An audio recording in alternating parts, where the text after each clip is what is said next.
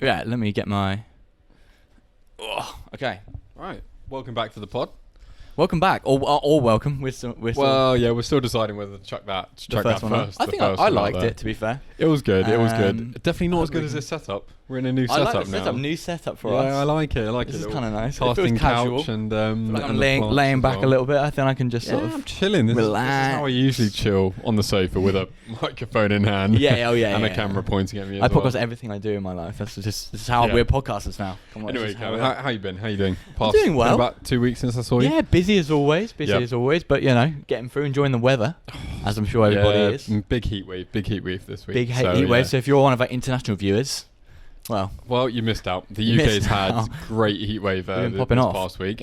Creeping over 30 degrees some days, which is unheard I know. of. Monday, Tuesday, I'm looking forward to. Yes. I'm here actually. Monday and Tuesday, yeah. Working in the office, slaving away. Yeah, exactly. Good. We've got some new things coming out for Wind in August. We're excited about it and we want to sort of share it with you. Yeah, absolutely. So do you want to list a couple of things that are coming up and maybe we could chat about them a bit more? Yeah, so off the bat, we've got a new pairing guide coming with every single box. Yep. And if you buy a Wind box, that is www.wind.co.uk, WINED. Yep. Wind. Wine and dine. Yeah, like the past tense of wine. Yes. Yeah. What were you doing last weekend? I was wined. Wind. That will be used commonly in a few more years. It'll be in the dictionary. Yeah. Actually, maybe it is. I don't really know. Could be. I need to double check. Haven't brushed up in the dictionary in a while. So we've got this A5 pairing guide coming out with all our boxes now, which is just basically a cheat sheet to pairing food with wine and pairing wine with food as well. Yeah. Sommeliers hate us. Oh, of course they do, because we're just taking their job away from them. They're just like, God, they didn't. We didn't want them to realise it was this easy. Into an A5 piece of paper, piece of luxury card. Years and years of training, and it's just like, damn it, these wine guys, they're shaking their fists. But no, we're always trying to add value to the box, whether that gets better every week. Literally, it gets better every week. So we've got this A5 pairing guide coming out, which excited about. It's just coming. We're kind of enhancing the opening experience of the box, so I'm not going to ruin it too much because you've got to buy a box to kind of find out. But we're making the whole opening experience a bit nicer. Obviously, that's the only point we can really interact with our customers as well. So that's the point of contact. That's the first impression, isn't it? We want to get someone to be opening it for you at some point. A guy to come along. That'll come. Yeah. It's safe to say that the recipes and pairings. Oh, they've never been better, right? They just keep on getting better every month. That doesn't mean hold out to see. No. Because you've got to be able to see the progression to know. That they're getting better. No, it's not that they're getting better. I think we're getting better at the whole process and doing it. So no, I'm happy with the new recipes. They're looking good. Good. We've already won't spoil too much. No. We won't spoil anything. Sorry. By the point they should all be on the website by the time this comes out. They will be. Right? Yep. So check on the website. Check them out. Tell us what you think. Yeah, definitely let us know what you think. Absolutely. You can find us at Instagram. Is it Wind UK on Instagram? Wind UK. Yep. Same as Twitter. if you want to tweet at us. LinkedIn is just Wind, I believe. So I think we managed to get that for Wind. Secured that. Someone already stole it for Twitter and Instagram. A bit annoying, but and they're not even using it, are they? Just like blank no, just blank. That's fun. That's another rant on our podcast we can talk about later. Yeah. So we've also got website updates. So when you are seeing this, the website will be updated as well. Again, we're always working on improving the website because that's. We got a lot of information on there, like regarding the blogs, the wine guides, bits and bobs like this. So we're just trying to make it nicer for you guys to find it and to read as well. So we're going to have some website updates going. And finally, delivery days. We're hoping to offer more delivery days. More on that coming soon, but we just want you to be able to get the wine box whenever. That was a big challenge for us. It's harder on the back end, sort of logistically, because we've got there's a lot of sort of moving pieces there, but we're doing our best to offer more delivery days. So check on our site. You can buy a wine box hopefully every day of the week soon. Oh yeah, you should be able to basically live off wine boxes. Yeah, breakfast, lunch, and dinner. We'll do a family package as well, one for the kids. Little wine in little juice cartons. Yeah. So they can take it to school and all of that stuff. Good. I'm quite excited for August. Like we put really excited. We put a lot of hours, a lot of time, and a lot of stress into at least bringing 2 or these updates. 3. Yeah. What, 2 or 3 stresses? Hours. Hopefully August will be good and everything will be worthwhile. It will be good. It will. No, for definitely. sure. But thinking about longer term with wine as well, like we've got things we want to bring in like next month. We've just spoken about August, but we've got plans for 6 months. We've got plans for a year and stuff like this. Yeah. So another thing we're really working on in the background is setting up a subscription model. Yeah, which I didn't think would be as hard as it's a challenge. It is a real challenge. Yeah. I mean, what do you think the main challenge is? The main bit is the setting up the portals for everybody. And I think it's a lot of dev, a lot of development in the background, stuff like that. Yeah. Because I don't have a development background, so my idea was just add a subscription model. We've got a savvy web developer though. Yeah, we do. Shout out to Zed if he's watching. Shout out. We're going to we're going to definitely get him on the pod. Yes. Yeah, we're going to have some of the team that have helped build Wind on the podcast as well. Can't wait for that. Talking about a bit more in depth in the design wise, how we built the brand. We're going to be chatting to Zed as well because he is the IT savior. The wizard, yeah. The wizard of everything that you see. The problem with any business now is it's all online. It is all online. It is 100% online. Yeah. And you need to have, a good developer and the background doing that. So we've got the subscription model coming in. We've also got a lot of, I don't know, not say a lot, but we do have a lot of future products in the bank. We do, yeah. But we know which ones are coming out sooner. Yeah. So I'm not going to give any spoilers here. Yeah, not too much. You have to stay tuned and keep. Of course, but don't expect just the Wine box to be the one and only box from Wine. We're coming in to be. Oh yeah. The website will taking over soon to be the one-stop shop. Yeah. For anything wine. Yeah. And we'll leave it as that. Yeah, we're going to replace Google soon. It's no biggie. We just sort of looked at what they did wrong, and we do think we can solve their problem. Lack of wine. Yeah, lack of wine. Yeah, that's going to be on all the search results, no matter what you search for. Yeah, just wine. By the way, do you want a bottle? Yeah, because we know you do. Yeah, exactly. Yeah. So good. So that's a little recap of what we've been up to and what we got coming in the future as well. And we kind of want to kick off this episode with a little wine lesson, I guess, a little bit, right? Yeah, we do. So we want to just every podcast for you to take away something, and apply it to your wine life. So count this as lesson one. Wine's lesson one for all you school kids at home with your pen and paper out. Yeah, make notes. Make notes on this. I think the first lesson we're going to start off with is just how to taste wine. Because it seems like a simple thing, right?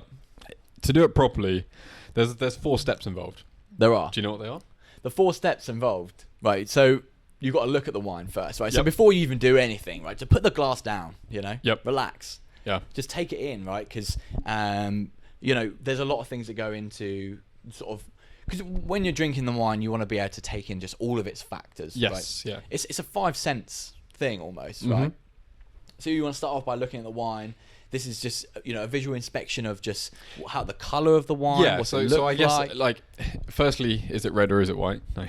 That's the first thing you can discern that. It's got to be the first thing. But if we're talking less, I guess red.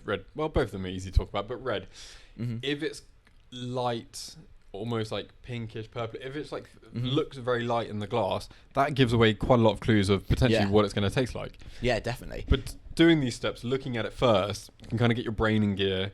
You're already expecting. Definitely. You already know what you're expecting.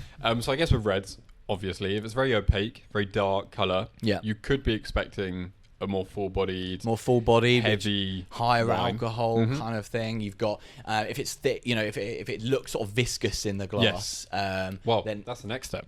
Is swirling it round. It's swirling it round. Yeah. So that's number 2. You can just have a little sense of that beforehand. Yeah. But then we move into step 2, I guess, which is you're picking up your wine glass and you're just So step 1 is looking. Around. You might want to tilt it just to see how viscous the legs are. You want to see the color at different lights as well.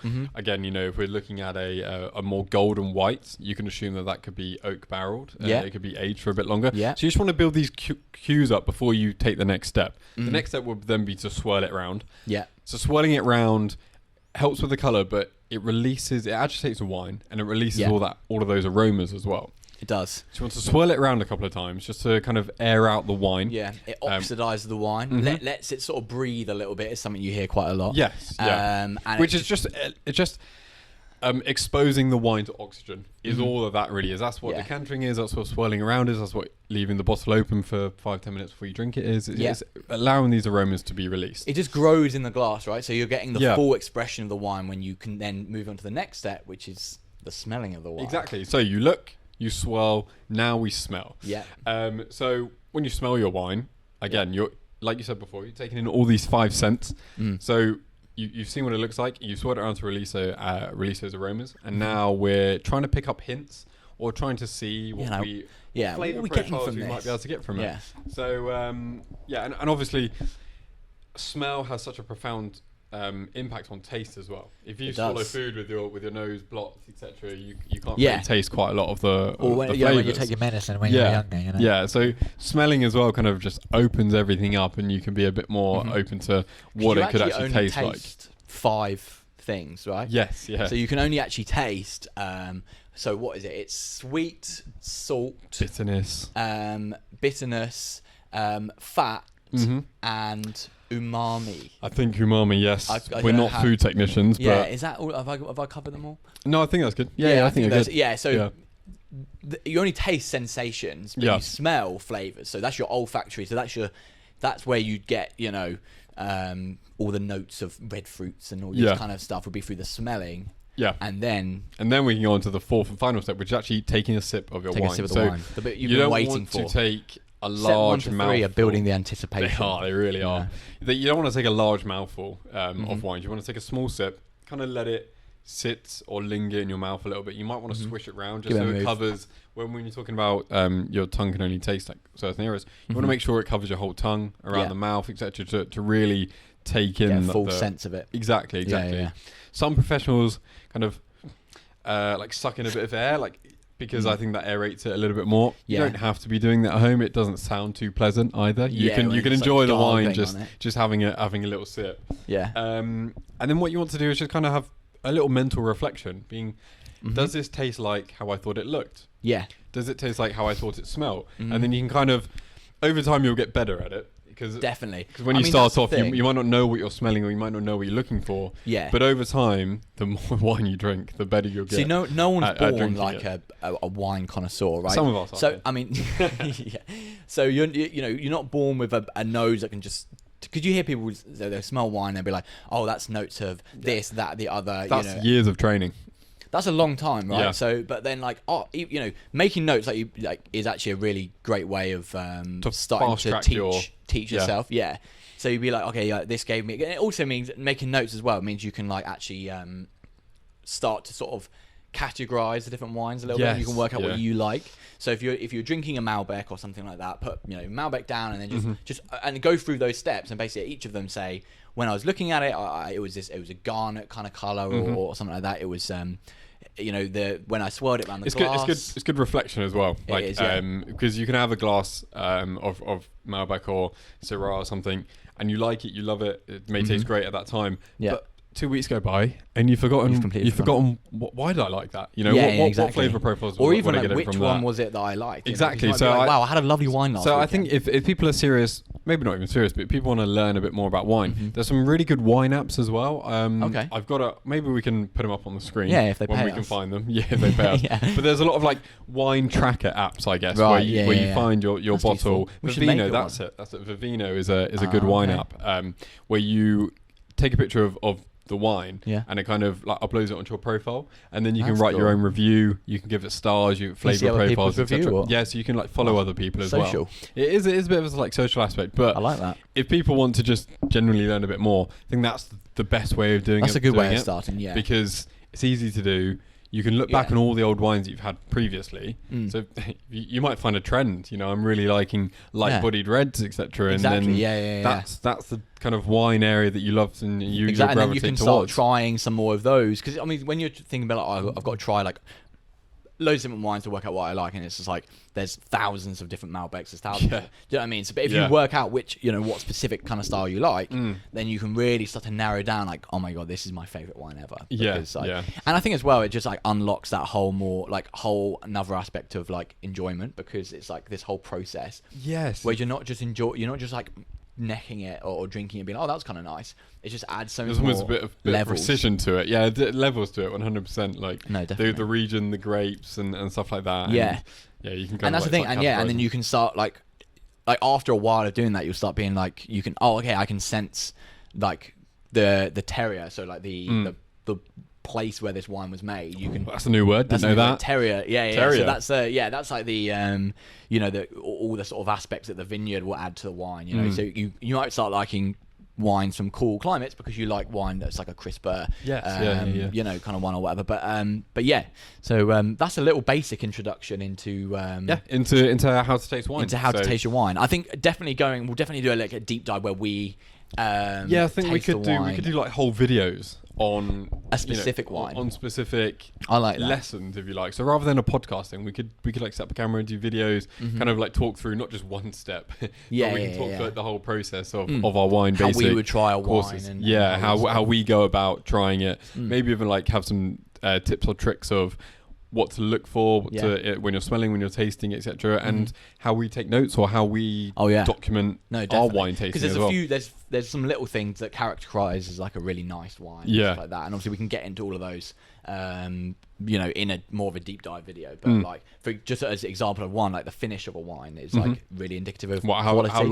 How long the flavor like lasts in your mouth after you've drank it, basically. So a cheap the way I got explained to it was really good. It was like a resonating sound, right? So like a cheap wine might be like just a clink of two glasses, right? So like the expression, you hear the sound there, but then it's gone immediately. There's no ringing.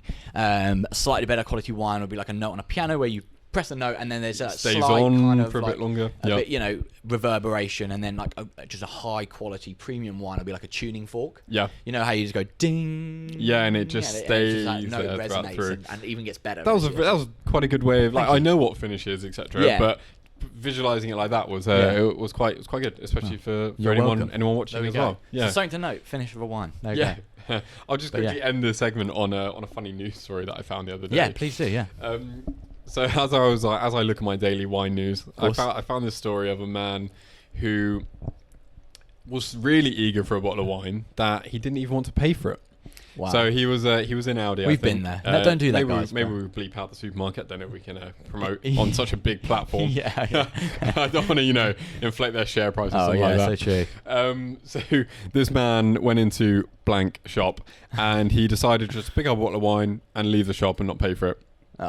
Customers, not the customers, the staff there obviously saw it on CCTV, saw who it was, etc. Knew it was kind of a local guy as well. Oh, okay. So they informed the police about it, and I don't know if the police were nearby the next day or already in the shop. Yeah. But the next day he went to pick up the exact same bottle of wine. He went back again. The very next day. There's no even letting a cool down period or anything. Went straight back in, picked up the same bottle of wine, left. He must have liked it. I wonder what it was. Maybe he's keeping notes. But he left, and police straight away caught him, arrested him. Oh man! So he was arrested for stealing 2 6-pound bottles of wine. And this poor guy, well, no, he's not. This bad guy got fined £125 for stealing, and then £95 for victim harassment or something like that. Oh my god! So his £12, the trauma of the poor £12 two bottles of wine has then turned into something like £220. That's what you get. 2 bottles, and he didn't even get to finish the second one. No, I guess not. For a bottle of wine, he spent over £200. Wow. You can get some serious. You get some. You probably get some first growth. Expensive bottles. Serious expensive bottles. I didn't know Audi Beep were doing those level of wine. But 200 quid wine. Yeah. Fair play. Going up market. They are indeed. All right, I think that kind of closes. That concludes our little introduction. Welcome back again, guys, and or welcome, welcome to the Bottle and Bites podcast. We'll join you in the next segment, which is Bottle of the Pod. Yeah, nice. Cheers. Bada bong, bada gong. Let's do it. There we go. Nice. I like that syncing of the sounds. That's quite good. Yeah. Okay, we're here again. This is the Bottle of the Pod. Bottle of the Pod. Our favourite section. It is. Why is it our favourite section? We get to drink some wine in this section of the podcast. Do indeed. Got a lovely selection here today. Love the little. It's unique, isn't it? I've never seen something just kind of wrapped up in. I've never seen anything just wrapped up in paper. I mean, it kind of adds to the experience of it. It looks nice. Got my attention on the shelves. And that's pretty much what wine bottles are there to do, aren't they? They're there to sell you. To sell on the wine. Yeah, they are. Definitely. Just realised you're gonna have to drop the mic when you open this. So, I am. do you want to start opening it? I can try. Yeah, have a little. Just tell the viewers about the wine a little bit, and I'll get in. Get involved. Let's see if I can pronounce this properly. Fjordherds? Fjordherds. Oh god, I absolutely butchered that. Anyway, here we have a Portuguese wine, and it's a blend of grapes, I think, and it's called Fjordherds Anchor Wine, from the region in Portugal. I want to see what's underneath it. Yeah, if it comes off easy, I want to see what's underneath it. It's like opening a Christmas present. I don't think there's going to be labels on or labels off. Like Christmas. Do we reckon there's a label on it or not? Okay, I'm going to say no. I'm going to say no. I'm going to say yes. No, it feels... No, I'm going to say no. Really? I feel like that this is the label. Let's see. Ooh, drum roll, please. It's not coming off easy, is it? No, it's not. No. So that is... Okay, so we thought that they'd put the wine in a paper bag and kind of tied it up nice and pretty. But that's actually the... the label. Ruin the look of this now. Oh, it's fine. No one cares about the look. We care about what's in it. And well, yeah. I'm sorry to the people at was it for? Well, I can't even Fjordherds Anchor Wine. I can't read it anymore because I've just absolutely annihilated it. I like that even more though. That it wasn't just put into a paper bag. How they've actually put the time and the effort into like making it the label of the bottle. That's quite funny though. I thought it was gonna unravel that top and just kind of pull out the bottle of wine. Yeah, no one can hear you because you don't have your mic. Yeah, exactly. Did you hear that, guys? So this wine is a Portuguese wine and it's a blend of grapes and it comes from the same region where they make port. So we're going to see if there's any characteristics. The Douro region. Yes, yeah. Douro. There you go. My pronunciations are not good at all. So we're going to, I'm assuming we'll be able to taste some of those port flavors. I mean, it's got the same climate. Probably uses similar grapes, I'm imagining. I mean, well, we're going to go into the details once it's open and once we've had a sip. And obviously, we said earlier how to taste wine in the 4 steps: look, swirl, smell, and then sip. And we're going to be doing exactly those now. Sorry to leave you alone for so long. I should have got the stand actually. Out yeah, for this, maybe. I can handle it though. I mean, I'm just chatting to people on camera. Ooh, it's a ruby red. Yeah, so at the end of pouring wine, you want to twist it, so nothing drips down. Okay. Ooh. So I just put a little bit in there. These are big glasses. They are big glasses. That it is quite light in colour. Cheers. Ooh. Cheers. Ooh, the reverberation on that's nice. I need to swap hands because I'm so right-handed. It's a joke. Okay. So First thing to we've note. got a Douro wine here. So these are it's a DOC Douro wine, which is a Portuguese certification. Yep. But certification, what would you have to qualify for DOC? So the DOC, basically, what it tells you about the wine is that this wine has been only made from native grapes. Oh, nice. Of Portugal. So all very all locally grown and well, they know what they're doing then, don't they? I mean, they must, when you're working with your native grapes, like you think about these vineyards are passed down century after century, they will have the techniques to make a cracking bottle of wine from that. That is nice. First thing I'll note is because it's about 30 degrees out today. Yeah. I some people don't like this. I don't think you should be ashamed at all. It's coming out really, really warm. And I know for a red you want to say at room temperature or something like that. Yeah, you kind of want it like slightly. But you can chuck it in the fridge, say for half an hour before you're going to drink it, just to drop it down by like a couple of degrees. I mean even less, like just 15 minutes. Yeah. Just take that sort just of to like chill it a little bit, because straight away it hits me. It's quite high in acidity from what I was getting on that. Not many tannins coming off it, but no, it's quite a light wine. The temperature which is nicer for me to have in a warm day. I think you'd kill me if I put an ice cube in there. Yeah, I think sometimes that's okay with some white wines. I'm okay. Kind of spicy. I'm okay on it. It is it's got peppery. Which is making me think if it was chilled very slightly, it could reduce that effect. But I'm not against it. It is quite nice. What are your thoughts on an ice cube in a glass of white? Ice cube in a glass of white. Yeah. Yeah, I don't mind it, to be fair. A little so the only thing is, as it melts, obviously you're watering your wine down, of course, right? yeah. So a little hack, if you will, a wine hack, you can take this onto the bank. Is if you freeze grapes in the freezer and then put them in the wine. That's a little wine hack. I haven't tried that actually. No, that's quite a good idea. I can imagine. I know what you're saying now about the ice cube. I don't really think about that. You're just watering it down your white wine, but. Yeah, I was kind of thinking like having it chilled like that. Grapes are a very good. It's a good spot, right? Yeah. Because the thing is, I mean, like, if you're on a summer's day and you're drinking a nice cheap bottle of white, definitely just chuck an ice cube in there, keep it cold outside, because you're going to enjoy it way more than you would if it was like warming up. Yes, you know exactly. Like the forget about all the wine gods that are telling you not to do this, not to do that. Yeah. You want to enjoy your wine how you want to enjoy your wine. You want to enjoy your wine how you like wine. 100%. Do it how you want to do it. Yeah. That's rule number one. Yeah. Do it your way. Yeah. If not, do it the rest of the rules will come in subsequent podcasts, I guess. Yeah. But rule number 12 rules for enjoying wine. Yeah, 12 rules for life. Yeah. But yeah, no, it's a lovely little wine though. 100%. Again, price point. We had a cheap wine last time, and we're sticking with the trend a little bit, right? Yeah, we are. I've made a right mess of the table though. It's been aged for 12 months in barrels.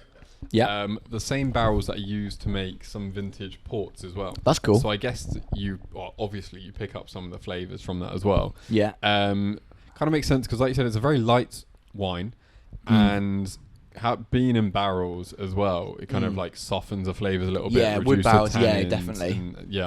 Yeah, it definitely softens it up nicely, and it's just like it's quite smooth. It's a really smooth wine. Smooth, yeah. I would recommend it. That first like kick, I was like, this, strap in. This is what it's we're in drinkable, for. gulpable almost. Yeah, gulpable. Definitely. Yeah. I mean, the one thing I would recommend to first-time buyers is that this is obviously the casing. Don't remove that. Don't rip off. Don't just like an ape rip into it. No.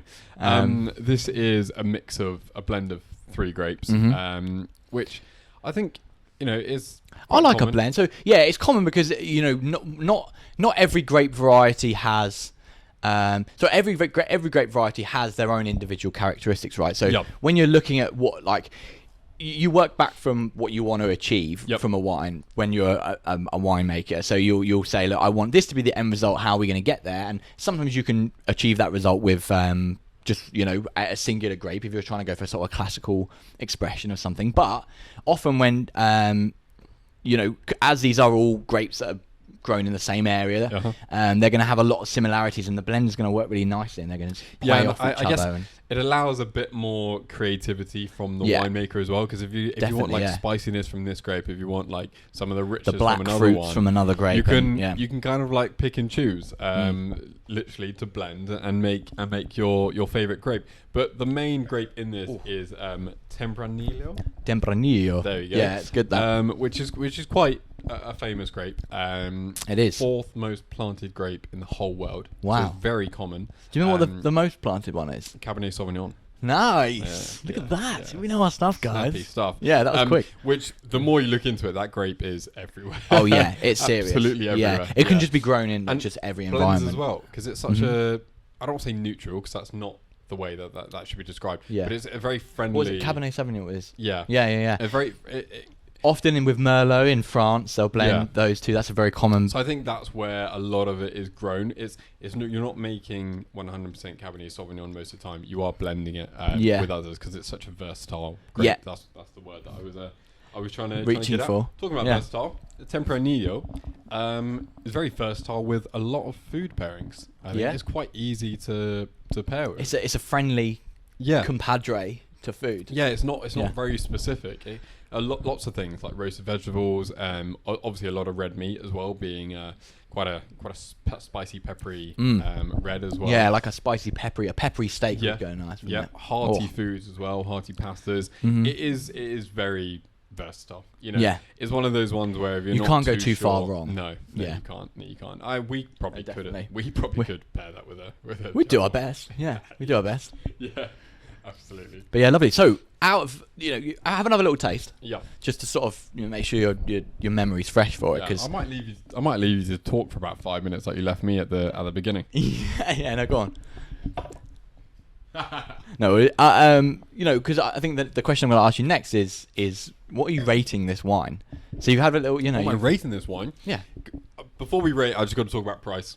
You did mention it earlier. Yeah. But so the last pod, which it may or may not be live, we're not too sure we're going to put it up. Who knows? But that was a £10 bottle of wine, and I was like quite blown away from this. This being an £11 bottle of wine, exactly the same price point. I don't want to sound rude here, but it's not screaming like it's crazy for the price point. Do you really? know what I mean? Okay. The one last time, if someone didn't tell me it's £10, I could have said 20, 25, something like this. Really? Okay. If someone told me £11 here, I'd be like, okay, it is a good wine. It's a great wine, but like I'm not too shocked about it.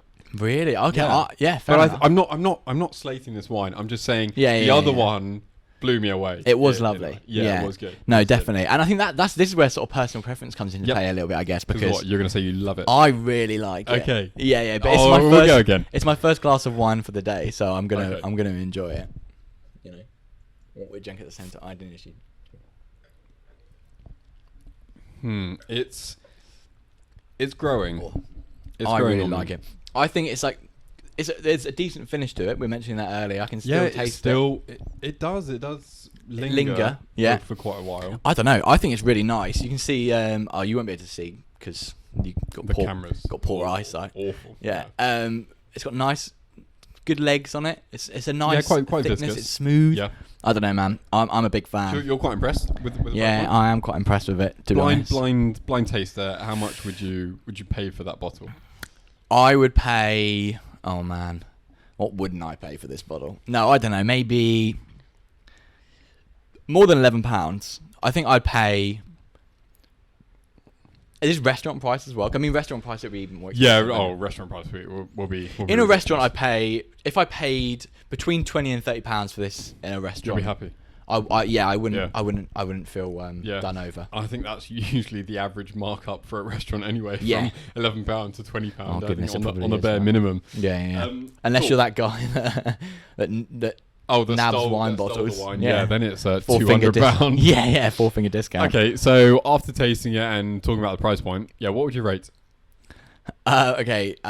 So again, we're still nailing down our rating system. Yeah, I think I've got my own rating system. It might change. Okay. It might change. I think I'm going to go back to my old faithful rating system. Yep. Of grapes. Yeah, out of 24. Out of 24 grapes, so a bunch of grapes. Eventually, we do have an editing team. I was going to say when we get an editing, we've got an editing team. Oh yeah. Hopefully they'll be able to put these grape scales on the screen. Yeah, that'd be quite cool. That can be done right. Yeah. Steve, you got that right? Yeah. Thanks, man. He's nodding. Can you hold the boom a bit lower as well? Thank you. The Sorry. boom. Yeah. Well, the secondary mics if you pay for the podcast, you get all right. Yeah. The audio from the boom. Talking to the boom. You're gonna hear my blood moving. It's serious. The guy's a wizard at audio. Anyway, I'd say that the grape. I'm gonna say 23 out of 28 grapes. Did I do it out of 24 last time? Did out of 24. I'm doing a 23 out of 28 this time. I think it's a really solid score. That is a solid score. You love going high with this. What are we going to do when we bring on a £50 bottle of wine or something like that? You're going to be... I'll just rate them all 10 out of 10. Yeah, you would. 10 out of 10. 20 out of 28 or... Yeah, well, the equivalent. Yeah. I'm going to do mine out of wine glasses. So... Oh, I like that. I can drink a good amount of wine. Okay. And then let's just see, say on an average night, I could... If I really tried, I could probably drink 6 glasses of wine. That's like 2 bottles maybe. If we bottle and a half. Something like that. It's a solid shift. So I'm going to rate mine on how many glasses do I think I can get through. Okay, I like it. Yeah. I think a good. I'm going to say 4, but I'm just going for one more sip.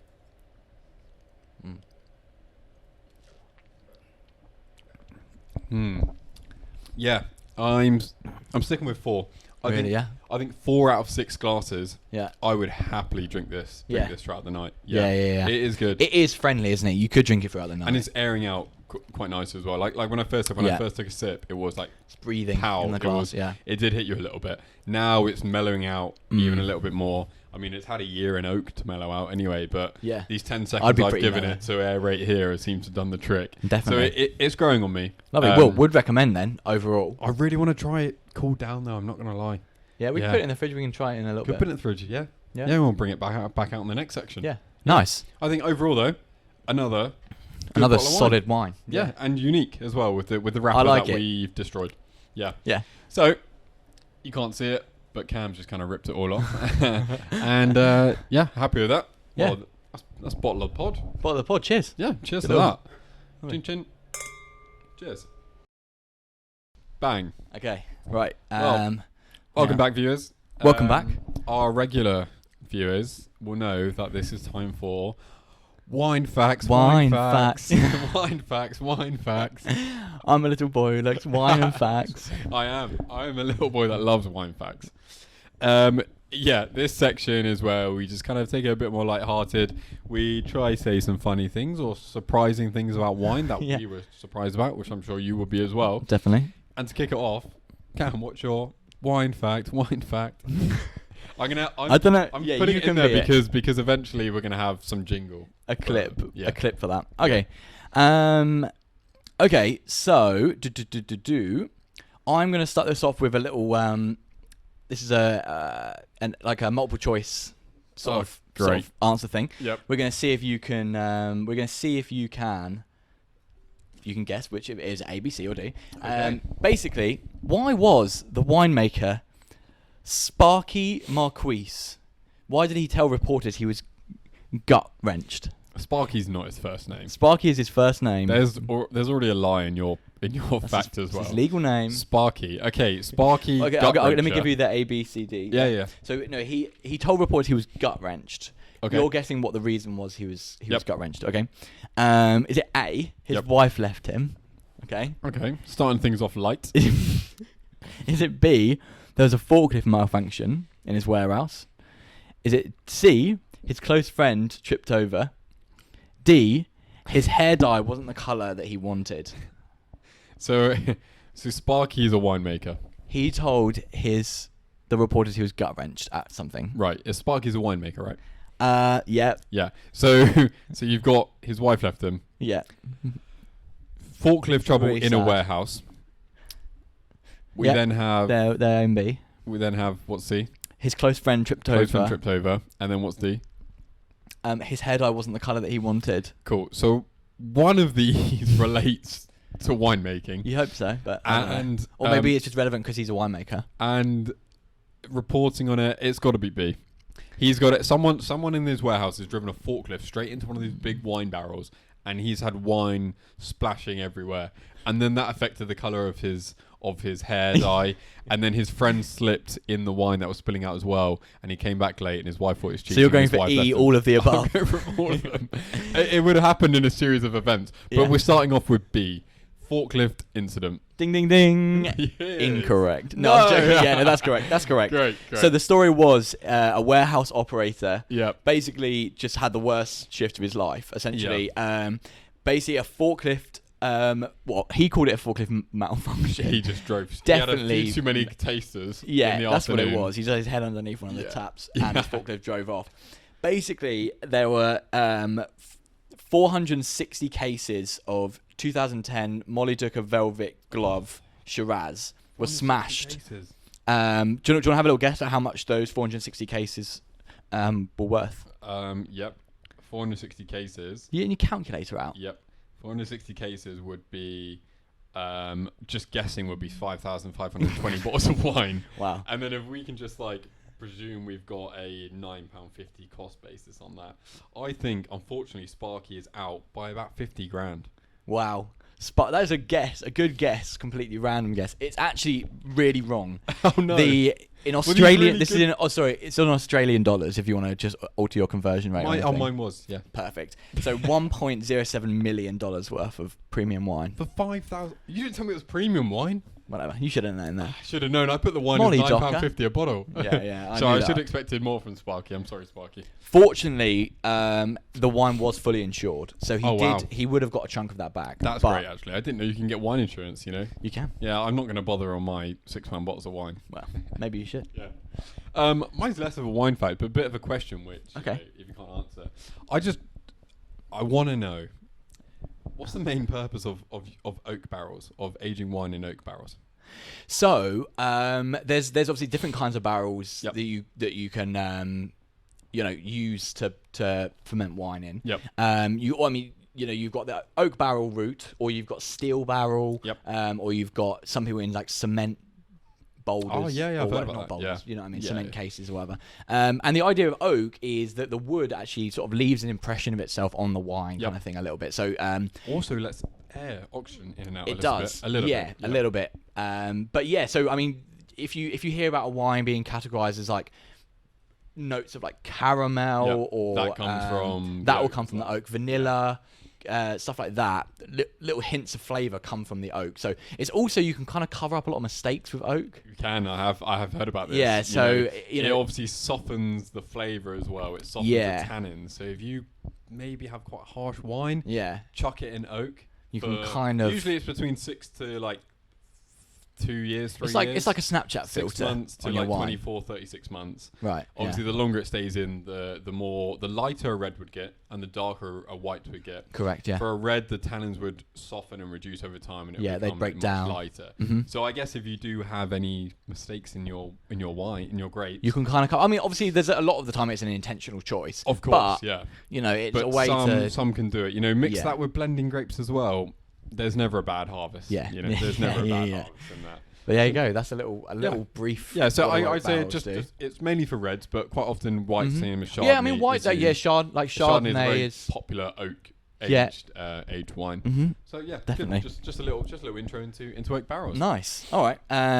Back over to my side then. Go on. Right, let's have a little look. What one should I ask you? Okay.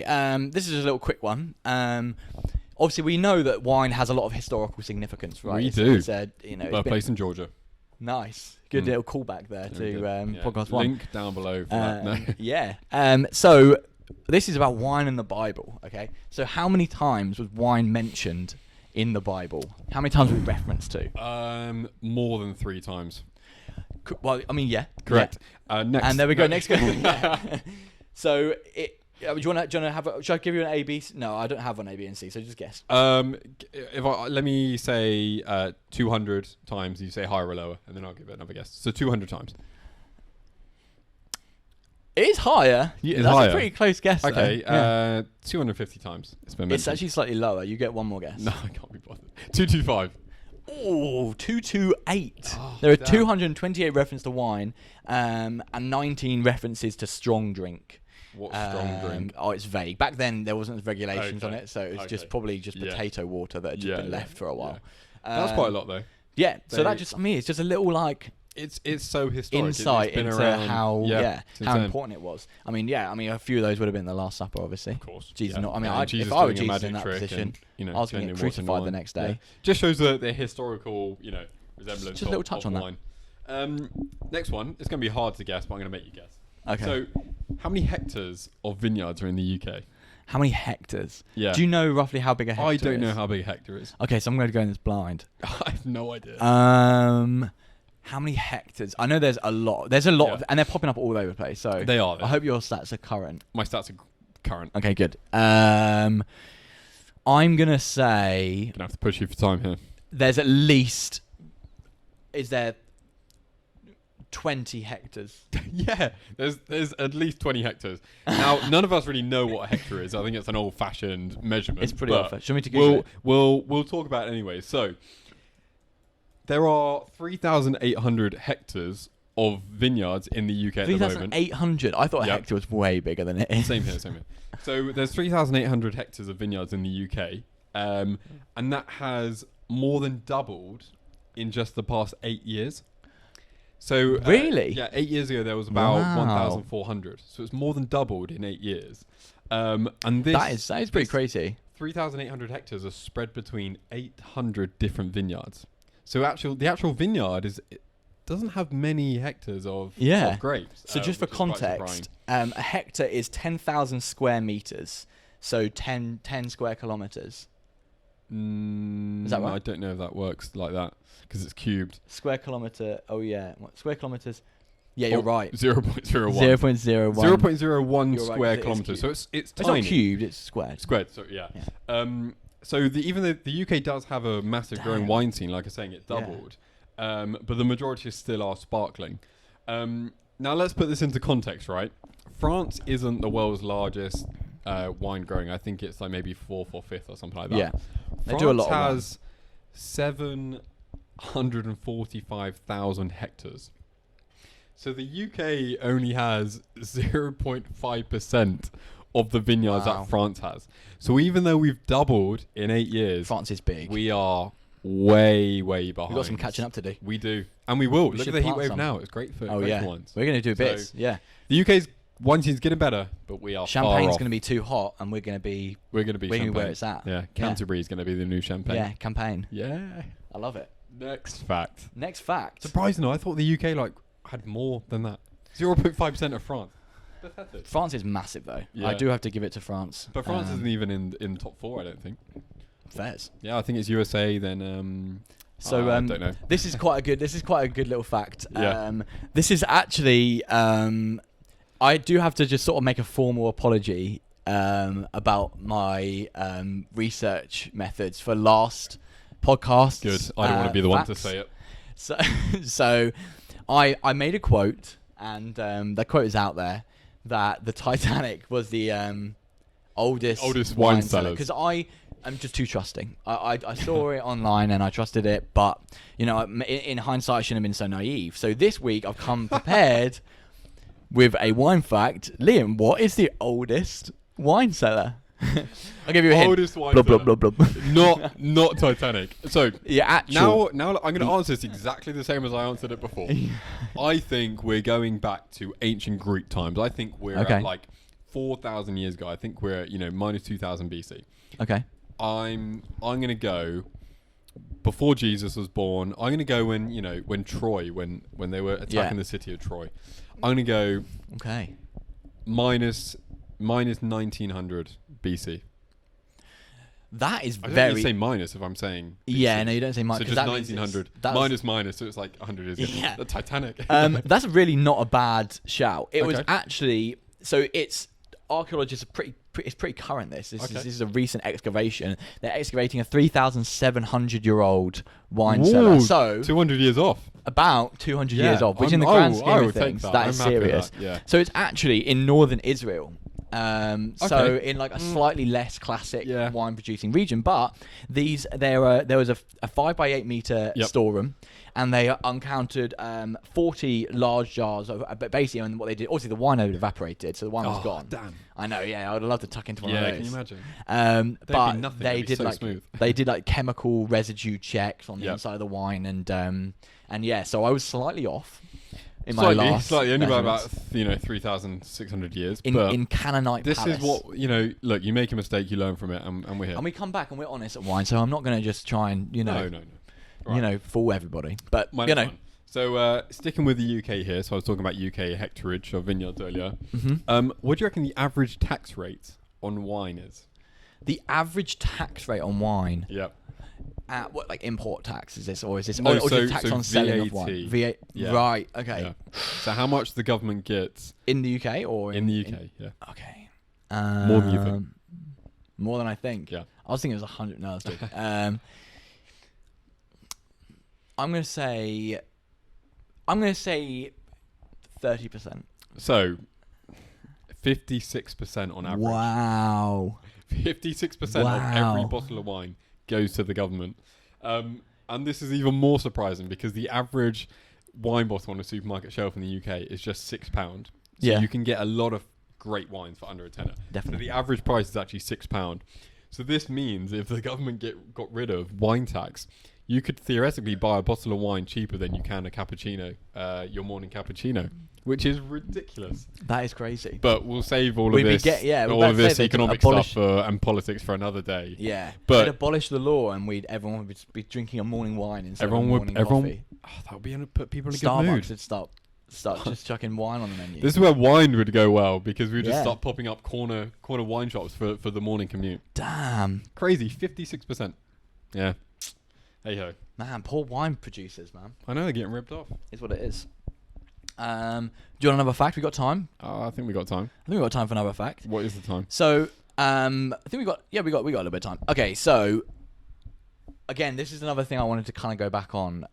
So all of Cam's facts are just improving the ones from last time. Fact checked myself. Yeah. Oh, hang on a minute, I was lying about everything. I wonder what next podcast is. Yeah, all of this will be. So if you want correct information, follow every podcast, because I would have corrected we get better from the every previous time. one. Yeah, it's like science. We just improve the thesis.